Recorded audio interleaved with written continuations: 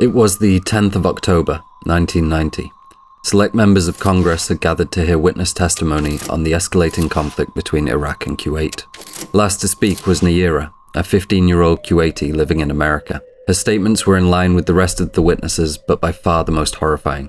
The members of the Human Rights Caucus listened on in disgust as national media kept their cameras fixed squarely on the girl. She recounted horrendous acts she had witnessed firsthand during a recent trip to Kuwait, describing members of the Iraqi army under Saddam Hussein killing and brutalizing Kuwaitis. She describes her friend being tortured and being personally shot at by Iraqi soldiers. The most shocking part of her testimony, though, was the allegation that Iraqi soldiers had stormed Kuwaiti hospitals, ripping out essential equipment for their own needs. According to Nayirah, this included premature babies being taken from their incubators and being left on the floor to die. This testimony rightfully shocked the members of the caucus and people all around the world. It rapidly gained support from various amnesty groups that demanded such actions merit a response from the international community. Subsequently, it was a big factor in encouraging public perception towards a so-called Gulf War, with the purported aim of deposing Saddam Hussein's tyrannical regime. Although no one had any reason to suspect her of lying, she was in fact doing just that. Whatever the situation in Kuwait, it would become clear over the next 2 years that Nayirah was providing false testimony and that she was actually the daughter of the Kuwaiti ambassador to the US. This was in fact a prime example of atrocity propaganda, something that would become a valuable tool in the American diplomatic arsenal over the following decades.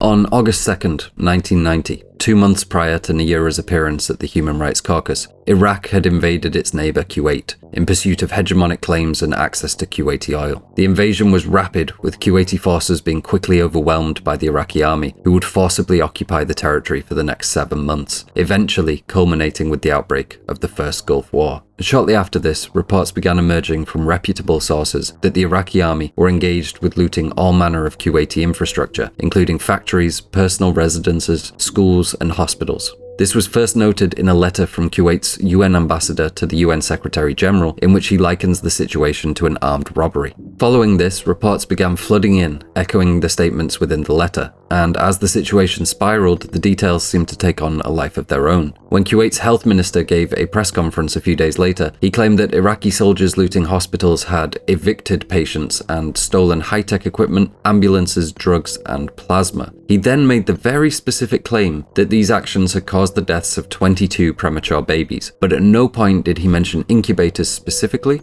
or point to any potential source for his information. Many other reports circulated, mostly just retellings of the same information with minor discrepancies, with most people unable to establish where exactly the claim had come from. The Washington Post suggested the story had originated from a letter written by a senior Kuwaiti public health official that was smuggled out of the country by a European diplomat just after the invasion began. But they also suggested that due to an Iraqi media quarantine, it was impossible to verify any of the claims. Media coverage gladly regurgitated the claims wherever it could, keen to focus on elements of the conflict that garnered the most public attention, verified or not. After days and weeks of swirling rumors, American President George Bush mentioned them during a live address, mentioning babies in incubators being heaved out and the incubators themselves being sent to Baghdad. He was quick to cover himself in the process though, stating immediately after that he didn't know how many of these tales could be authenticated. In reality, he'd been told it directly by Kuwait's leader during a meeting on September 29th, where the exiled sheikh had made the claim that Iraqis were going into hospitals, taking babies out of incubators. As was a natural progression, given the widespread confirmation of the supposed atrocities, media outlets began reporting the incubator theft and the deaths of 22 premature babies as essentially fact. Western diplomats began openly discussing it as a potential justification, a springboard for discussions on military intervention in the region. Iraq vehemently denied the allegations, with one of their ministers describing President Bush as a clown who repeats what he is told. As it turned out, a war in Iraq seemed to be exactly what President Bush wanted, and this was a tremendous way of getting one. And it was during all of this swirling rumor and political upheaval that Nayirah would take the stage. Her testimony seemingly the smoking gun, the first-hand account that would confirm the appalling atrocities currently stunning the world. But Nayirah was not acting alone. Two key groups were working in the shadows to carry out their own agenda. First of the two groups was a newly established PR committee set up by the Kuwaiti embassy in America by the name of Citizens for a Free Kuwait. They were described as a concerned group of Kuwaitis and Americans, and despite taking up office space in the Kuwait embassy and seemingly having been set up by the Kuwait embassy, they did not actually represent the embassy and instead represented themselves independently from it. The second group was an international marketing and PR firm by the name of Hill and Knowlton. They were originally established in 1927 and still operate to this day under a slightly different name and entirely different leadership. And in 1990, Hill and Knowlton took on a new client, Citizens for a Free Kuwait. They would mount a national campaign to raise awareness over the dangers posed by Iraq to Kuwait and the designs that Saddam Hussein had on the country. Hill and Knowlton spent $1 million on a public perception study with the purpose of determining how they could best garner support for strong military action in response to Iraq's invasion. To put it simply, how to sell a war to the American people. They conducted focus groups in order to determine the best approach for influencing public opinion. The study's results were clear. The public responded most to reports of atrocities, such as current rumors regarding barbaric incidents with babies and incubators. It's estimated that in total, the Citizens for a Free Kuwait would pay Hill and Knowlton nearly $12 million over the course of the public relations campaign. While the exact links to US government involvement remain unproven, there are some essential facts that must be understood. Firstly, that Hill and Knowlton had at other points and were currently employed by the American government in another context. Next, according to experts, the work of the agency during this campaign was said to carry the signature of the White House in a certain way, meaning the language used, the methods used, and the apparent motivations behind the actions. Not only that, but President Bush was briefed on the intentions of the campaign every step of the way. Perhaps most tellingly of all, the Human Rights Caucus that Nayirah was about to speak at had rented the space they would use that day at a discounted $3,000 rate directly from the firm Hill and Knowlton. It was in fact their Washington headquarters. Even the space in which this grand lie would take place was a controlled piece of the drama. And so, on the 10th of October, members of the Human Rights Caucus gathered to hear testimony from key witnesses regarding the brutal atrocities ongoing in Iraq. Last to speak was Nayirah, whose testimony would stun all of those present and everyone watching around the world. Hill and Knowlton aggressively publicized the event, sending out a video news release to a company called MediaLink, a firm that at the time served nearly 700 television stations in the United States. All eyes were on Nayirah. Her testimony was brief, only 4 minutes long, and is freely available in its entirety on YouTube. During it, she recounts her trip to Kuwait with her mother and sister. The testimony is extremely difficult to listen to in places. Nayirah seems to be understandably distressed, recounting the events. While I was there, I saw the Iraqi soldiers come into the hospital with guns.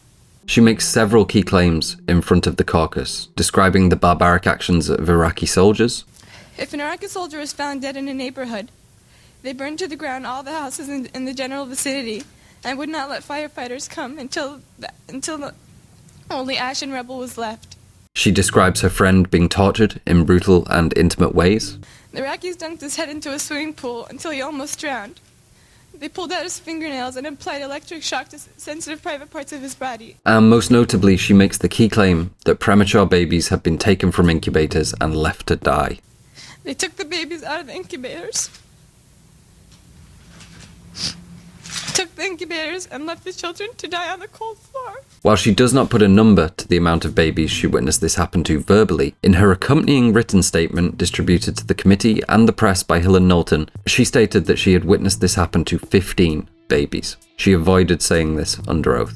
Following her testimony, Representative John Porter would condemn the atrocities as strongly as he could, describing them as brutality and sadism, even going so far as to suggest they were grounds for possible military intervention. To anyone watching, this would seem like a completely normal, moral reaction for a person to be having, and at the time it was a sentiment that quickly became shared around the Western world. Watching the testimony today, even given all the information that has come to light, it's still difficult not to feel bad for this little girl. The details of the testimony are harrowing. Her performance is believable, anyone with any kind of heart at all would rage upon hearing such a person recount such a story. But that is exactly what the PR team Hill and Knowlton were counting on. Experts have since described it as an effort to grossly manipulate the emotions of the viewer in order to encourage them to abandon rational argumentation. And there are a couple of points that do raise suspicion. Her testimony that Iraqi soldiers were making fun of George Bush is tangential at best. It seems oddly thrown in there and unimportant next to stories about them literally murdering her neighbours. It begs the question why it would even register to this young Kuwaiti girl that the leader of a foreign power was being mocked when moments later she was being shot at. Perhaps more odd was the response of Republican Representative John Porter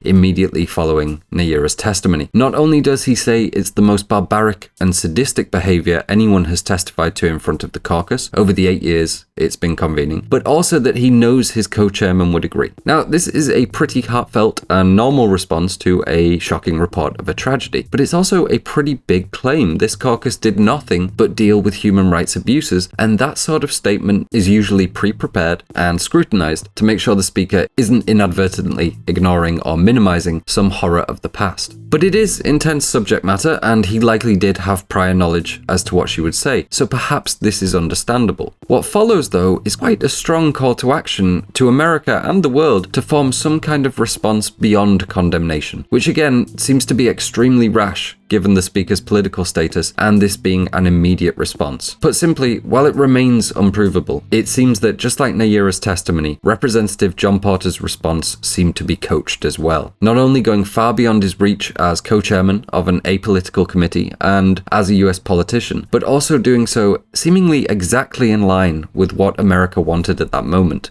an invitation to the conflict. And that is exactly what happened. The Bush regime got its wish. The Gulf War commenced fully on the 16th of January 1991 with coalition bombing campaigns, and on the 15th of February, American special battalions breached the Saudi Arabian border and began engaging in direct conflict in Iraq. 7 senators had directly cited Nayirah's testimony when backing use of force. President George Bush repeated the story at least 10 times over the following weeks. There can be no doubt that Nayirah's testimony had played a huge role in shifting public opinion towards a war in Iraq. But over the coming months and years, reports would begin to emerge that would throw heavy doubt at the incubator narrative and all of Nayirah's testimony. The earliest contradicting report to the incubator story had come as early as 11 days later, when journalists were allowed into Kuwait for the first time under the escort of Iraqi officials. There, they interviewed doctors at a Kuwaiti maternity facility that denied the incubator allegations. Following the liberation of Kuwait in March of 1991, reporters were given full access to the country, and a very different picture began to emerge. An ABC report found that patients, including premature babies, did die, when many of Kuwait's nurses and doctors had fled the coming invasion. But Iraqi troops had almost certainly not stolen hospital incubators or left Kuwaiti babies to die. In fact, according to the Iraqi minister for Kuwait, they had actually sent 1,000 doctors to help man Kuwait's 14 hospitals. Also in 1992, Human Rights Watch issued the statement, "While it is true Iraqis targeted hospitals, there is no truth to the charge which was central to the war propaganda effort that they stole incubators and callously removed babies, allowing them to die on the floor. The stories were manufactured from germs of truth by people outside the country who should have known better." This of course immediately raised questions as to how Nayirah had witnessed it firsthand if it had in fact never actually happened. 1 year later, the New York Times would publish an expose on the deceptions orchestrated by Hill and Knowlton, Nayirah, and Citizens for a Free Kuwait. It was entitled, "Remember Nayirah, Witness for Kuwait." The article laid out the network of PR firms coaching Nayirah and the mistruths in her testimony, casting obvious yet unprovable aspersions towards the US government while it did so. But most shocking was the revelation that Nayirah was actually the daughter of the Kuwaiti ambassador to the US, Saud Nasir al-Sabah. The article noted that the incubator story seriously distorted the American debate about whether to support military action, and questioned whether Representatives Lantos and Porter's special relationship with Hill and Knowlton should prompt a congressional investigation to find out if their actions merely constituted an obvious conflict of interest, or worse, if they knew who the tearful Nayirah really was in October of 1990. Following the expose, Hill and Knowlton responded to the claims, stating that at no time had their firm collaborated with anyone to knowingly produce deceptive testimony. Despite this claim, it was later reported that Hill and Knowlton had provided witnesses, wrote testimony, and coached witnesses for effectiveness. Hill and Knowlton also claimed that since no one was able to enter Kuwait to corroborate Nayirah's story at the time, they could not be held accountable, nor could anyone truly establish what had and hadn't been truthful. Public outrage over these revelations was immediate. Political and charity groups that had come out in support of Nayirah, such as Amnesty International, were quick to withdraw their previous statements and condemn the performance as atrocity propaganda. Atrocity propaganda has been around for a very long time, a close relative of the false flag attack. If you'd like to see more about that, you can check out my Ghosts on the Battlefield video, where the British government essentially tried to pass off barbaric hearsay as fact to promote the Germans as anti-Christian during World War I. Link for that is at the top of the screen. And this certainly would not be the last time that America engaged in atrocity propaganda or allowing third-party think tanks to sell wars for them. If anything, it had demonstrated the effectiveness of it. And so when America returned to war in the Gulf a decade later, both of these tactics would appear again. In the run-up to the 2003 invasion of Iraq, both British and American media outlets ran a campaign of unverified stories stating that Saddam and Qusay Hussein fed opponents to their rule into a plastic shredder or wood chipper. A year later, it was determined that there was no evidence to support such claims or that such a machine had ever existed. The Washington Post ran a front-page article regarding the testimony of an Iraqi woman who claimed she had been tortured and abused during 2 years of imprisonment under Saddam's regime. Her story was shown to have massive inconsistencies, such as her supposedly executed husband being alive and well. And perhaps more troubling still was the way America used PR, marketing, and market research to better sell the war to its own people. This is demonstrated very well in the movie Vice. Is anybody else confused about what Al-Qaeda is? Show of hands. Would it be less confusing if it was a country? Terms and phrases were tested in minute detail in order to better manipulate the reader. This had always been somewhat present in journalism, but following the Iraq War, it's safe to say there was a watershed moment in the extent to which language was being used to manipulate the populace. Today, with Twitter bots and propaganda farms and foreign interest news outlets, it's become harder to parse than ever. The takeaway from this video should not be that Kuwait engineered the entire conflict with Iraq. That wouldn't be close to accurate, despite how it may seem when viewing Nayirah's testimony. But what we can say with almost certainty is that the PR company Hill and Knowlton, who had close ties to the US government, coached and in all likelihood provided Nayirah's testimony, working in conjunction with her father, the American ambassador for Kuwait, and that the testimony was almost entirely false. History is never black and white. This does not excuse the actions taken by Iraq. There can be no doubt that Hussein's invasion of Kuwait was deeply unjustified. It merely demonstrates that the groups involved were willing to heavily dress up the truth to get what they want. And as so often is the case in American diplomacy, what they wanted was an invitation to conflict. According to the Imperial War Museum, estimates of Iraq military deaths during the conflict ranged between 20,000 and 35,000 soldiers. Losses among coalition forces were estimated to be 250, and civilian deaths from military operations in the region between 100,000 and 200,000 people. But as we know, just because the first Gulf War came to an end, it didn't mean the end to American military intervention in the area. We're going to pick this back up in an upcoming video where we'll investigate the real reasons why America went to war in Iraq for a second time. And I'll give you a clue. The answer isn't oil. Speak soon, guys.